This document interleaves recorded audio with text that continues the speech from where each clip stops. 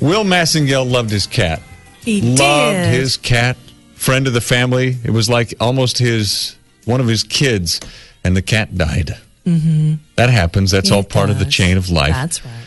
And he decided he would have a little family burial for the cat there. And he was thinking about the cat, saying a few words about the cat, and all of a sudden he noticed that his cat showed up alive. What?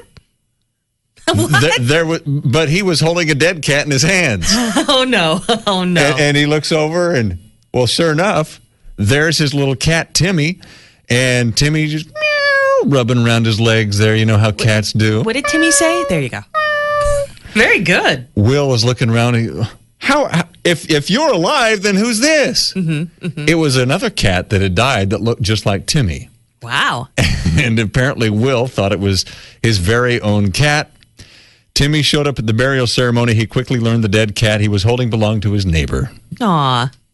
So his neighbor now has a dead cat. Oh, no, great. Will is happy. And he's got a hole in the ground. He's got a hole in the ground and nothing to put in it.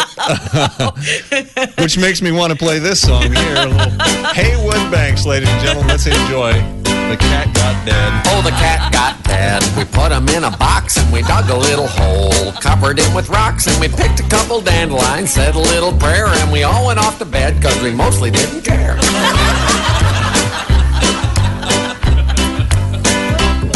But in the middle of the night, a dog started sniffing. Was a Labrador Retriever that belonged to Mrs. Griffin. And even though the cat was smelly and stiff, he thought it'd be a nice addition to Mrs. Griffin's kitchen. Well, throughout the house, she has cat curiosities with kitties on her couch and her coat and her colostomy. People gave her kitty gifts, but all a dog could afford is a cat he dug up with a case of rigor mortis. When the woman saw the cat, there began the pandemonium. The dog dropped the cat, and it clunked to the Congolium. It snapped back to life right there on the linoleum, shook its shaggy head out of its catatonium. From the floor to the counter and all around the kitchen, the cat was chased by the dog, and the dog by Mrs. Griffin, past the living room couch with a kitty motif, through the front door screen out into the street. Now, old John Duke drives a delivery route, and he happened to be passing with a van full of fruit. He missed the woman and the dog, but his face went pale, because in a splat, the cat was corned beef hash with a tail. Yuck.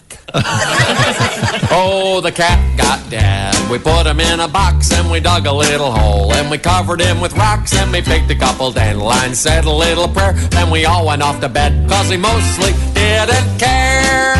I do love a story with a happy ending. Will Massengale's little cat Timmy was fine.